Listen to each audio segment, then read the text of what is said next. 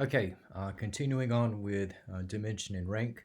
Okay, we have just a couple of definitions here, and we have the dimension of a non-zero subspace H, denoted by dim_H, is the number of vectors in any basis for the subspace H.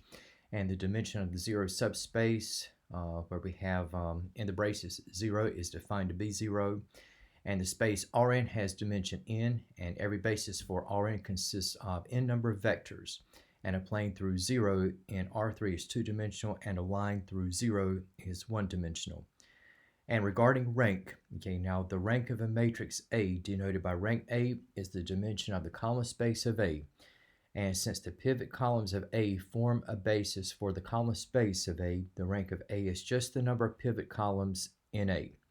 And just looking at rank, okay, and it says to determine the rank of the following. Okay, so we have for A, okay, we have the coefficient matrix where we have the rows at 1, 4, and 2, 6. And if I look at putting this in reduced echelon form, okay, so 1, 4, 2, 6, okay, we have in the reduced echelon form, so taking twice the first row elements from the second row. Okay, we have 1, 4, 0, -2, and then taking -1/2 at the second row. Turns out that we have 1, 4, 0, and 1, and we could continue, but for what we have here, we know enough now that there are going to be 2 pivot columns, and the number of pivot columns for the matrix will be the rank of the matrix itself. Okay, so in this case, the rank A is equal to 2. And now another case, all right, let's say that we have a 3 by 5 matrix, okay, in A, and if we look at just expressing in reduced echelon form, okay, so we have first row, first element, then we have the next row. But now if you notice, you don't have any pivot position in the third column, okay, and then we have for the fourth column, okay, we have our third and last pivot position. So there are 3 pivot columns, and for this particular matrix, okay, the rank is going to be at 3. All right, and we're going to intertwine rank as well as dimensions. Okay, now for the rank theorem, if a matrix A has n number of columns, then the sum of the rank of A plus the dimensions of the null space of A is going to be equal to the number of columns n. So just taking what we have here, going back to our first matrix just a moment ago, again, we have with 1, 4, 2, 6. Now the rank of A was at 2. And again, just for the entire matrix, okay, again, the number of columns n is equal to 2. And looking at what we have with the formula, it's going to turn out that for the dimensions of the null space of A, again, the rank of A is at 2, and that's the number of columns. So there's nothing left over. So the dimensions of the null space of A will be equal to 0. Okay, so in this particular case, all right, there's no basis for what we have for the null space. All right, and let's say if we go back, okay, to our 3 by 5 matrix, again, the rank was at 3, and again, the total number of columns, okay, we have to be at 5. And now in this case, all right, we have the dimensions of the null space of A is going to be at 2. And we'll go into what would be the basis for the column space as well as for the null space in just a moment. And now, and I just want to clarify, now once we get into dimensions, okay, note that the dimensions of the column space of A is going to be equal to the rank of A. And again, that's going to be what we have for the number of pivot columns.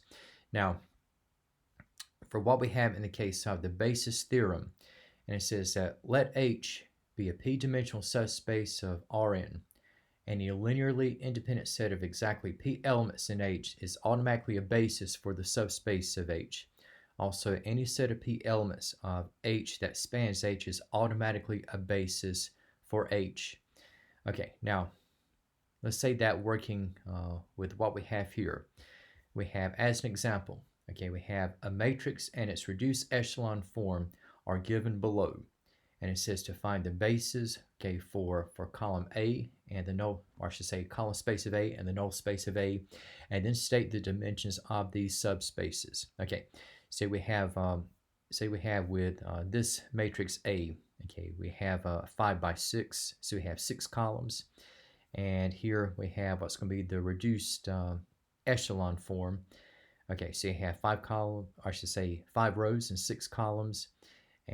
Okay, so looking at what we have for A, again we have 5 rows and 6 columns, and the reduced echelon form. Okay, we had to reveal that there are 5 pivot columns, and again we had the pivot positions for x of 1, x of 2, x of 3 is free, however, and then we have x of 4, x of 5, and x of 6, so we have 5 pivot columns. And again, we have 6 columns total, and the dimension of the column space of A, again, is going to be the rank of A, which will be the number of pivot columns, which will be 5. And for the dimensions of the null space of A, again, we have 5 plus the dimension of the null space of A is equal to 6. And so the dimension of the null space of A is equal to 1. Now, in terms of the bases, what we have for the column space in A, okay, this will be where we had our original, from the original matrix, this is where we had the pivot positions, okay, to be located. Okay, so you have with the first, the second, and then the last 3 columns. Okay, and now for the vectors, okay, you have first, second, fourth, fifth, and sixth column vectors, and that would be the basis for the column space in A. Now, in the case of finding the basis for the null space of A, we can take the reduced echelon form of A and multiply by x and set equal to 0, and then just writing as an augmented matrix. In other words, take our reduced echelon form from A and then add a column of zeros, again, clarifying that we are setting this times x equal to 0. And for what we have in the outcome, okay, we have x of 1 is equal to negative 1/4 of x of 3. X of 2 is equal to 5/4 of x of 3. Again, since there was no pivot position in the third column, x of 3 is a free variable. And then for what we have here, x of 4 is 0, x of 5 is 0, and x of 6 is equal to 0. Now we have for the solution in x, okay, we have x is equal to x of 3. And again, we have times negative 1/4, 5/4. And since x of 3 is free, okay, we can just throw in the 1. And then since there's no correspondence between x of 4, x of 5, and x of 6, between those and x of 3, okay, we have zeros throughout. And for this particular vector, this would be the basis for what we have for the null space in A. And going back to one of our earlier matrices, okay, when we looked at our 3 by 5 matrix, and again, we had 3 pivot columns, and the rank was at 3, and again, so the dimension of column A, rank of A, okay, are the same, so you have at 3, dimension of the null space of A, okay, again, that is going to be at 2. Once again, since we had 5 total columns, 3 of which are in the column space of A, and the other 2 which we had to be in the null space. And we have for the basis of, okay, the column space in A, okay, we had our pivot positions to, or pivot columns to be the first, second, and fourth.